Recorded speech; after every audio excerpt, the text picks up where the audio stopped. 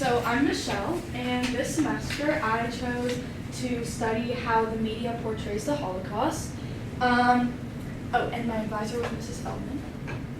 So this semester I chose to research how specifically films, documentaries, and literature portray the Holocaust, and I analyzed many different examples of this, and today I'm going to share what my conclusions are.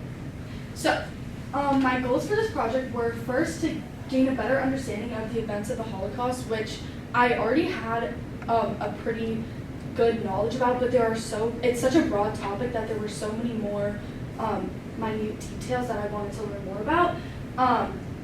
I also wanted to analyze media portrayals, so this was all new to me because, when you watch a movie or read a book, you're kind of mostly just doing it for pleasure unless it's like assigned to you for a class. And so I kind of wanted to see how maybe having more background knowledge is going to shift my perspective.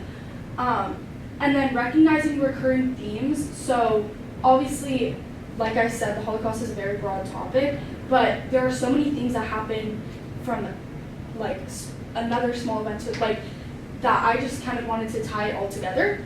And then exploring emotional impact. So obviously this media is very emotionally impactful, and I kind of wanted to see how if I had more of a more knowledge behind what it was, how that would affect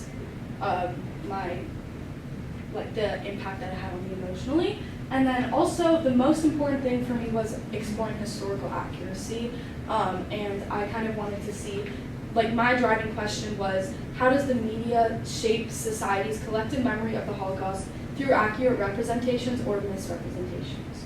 So, in total, I read 3 books and watched 9 movies to kind of see the variation across all these different moments.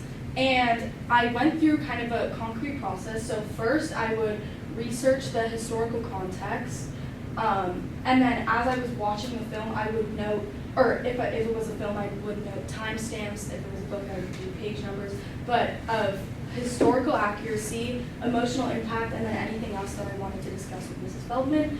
And then once that was all complete, then I would fill out this rubric. So there are 5 categories, and each have the potential for 5 points. So historical accuracy, emotional impact, setting, educational quality, and overall impact. And I kind of didn't, you'll see in the examples, but here are some highlights of stuff that I did. So you'll see as I talk about them, but even some of my favorite films, I noticed, Life is Beautiful, which is one of the best films that I think I've watched in this process. I noticed that there were moments that weren't historically accurate, and therefore I took off some points for that. So I was still kind of having a critical eye. Nuremberg, which the only one on this list that I gave a perfect score to, I thought was really incredible. I saw it in theaters when it came out a few weeks ago, and I thought it was really incredible. Denial, which talks about actually, there was a professor who wrote a book about Holocaust deniers, and one of the people that she wrote about actually sued her for libel, and so she had to go to a European court and prove basically that the Holocaust happened. So I watched that, and that's something that I didn't know, so I thought that was really interesting. Survival in Auschwitz, obviously very educational. It's a memoir of Primo Levi's time in Auschwitz. And something that I also noticed though was that from the perspective of a high school reader, the emotional impact, I kind of took off points just from my perspective, because compared to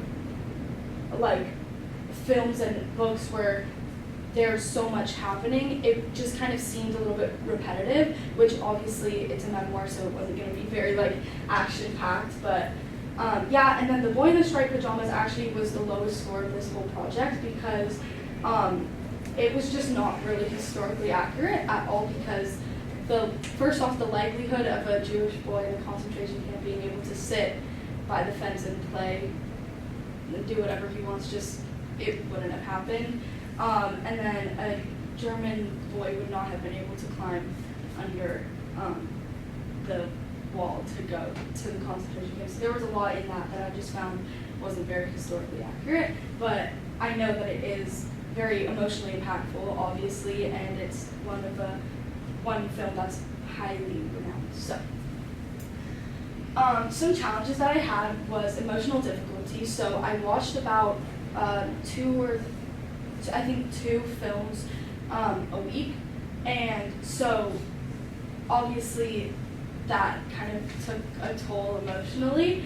And then also distinguishing fact from dramatization. So when you're kind of watching a film or reading a book without background knowledge, it's really hard to see like what's Hollywood, kind of like, dramatizing events, and what's actually true. So like I said, The Boy in the Striped Pajamas, which is a very famous film and book, like it wasn't all historically accurate, and if someone's only basing their knowledge on that, they're not going to have a full, robust picture of what happened. And then independent motivation and time management. So this was my first independent study, so kind of setting my own deadlines and making my own list of what I was going to do. Like, it was kind of hard to follow at times because obviously like Ms. Feldman and I would have our meetings where we would talk about what I did, but it wasn't like I'm graded individually on each assignment that I complete, so that was kind of hard for me with management. And then also analyzing films rather than just watching them. So like I said before, and books, but before I kind of would just do it for enjoyment, and now using these to analyze for historical accuracy and stuff. Obviously, if a movie was 2 hours long, it's going to take me longer than that to do. So that was just something that was new for me, so it was a little bit of a challenge.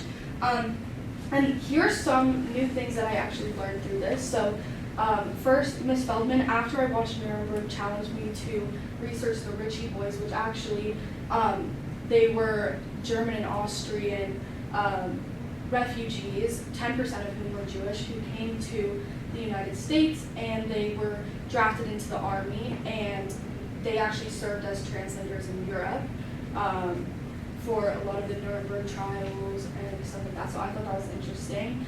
Something else that I found was super interesting was Nuremberg psychiatrists, who were people that were literally hired during the Nuremberg trials to make sure that Nazi criminals didn't commit suicide.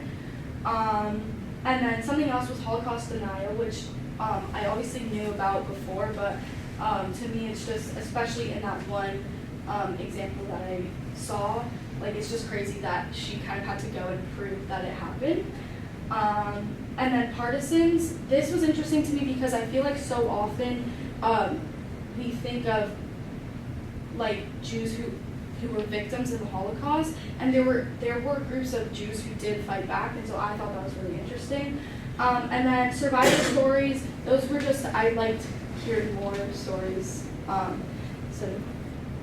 So my conclusion was that when talking about Holocaust media, or really any historical media, it's really, really important to have background context as to what's happening, because otherwise, like, if that's your only picture of what's happening, you're not going to have the full story, and at times you might often have a false story. So that's something that I came to the conclusion of. And then this independent study has actually inspired me to keep learning about the Holocaust, and maybe even, I don't know, potentially study it in college, because I was very interested in it before, but this kind of taught me that like there's so much more out there that I didn't know.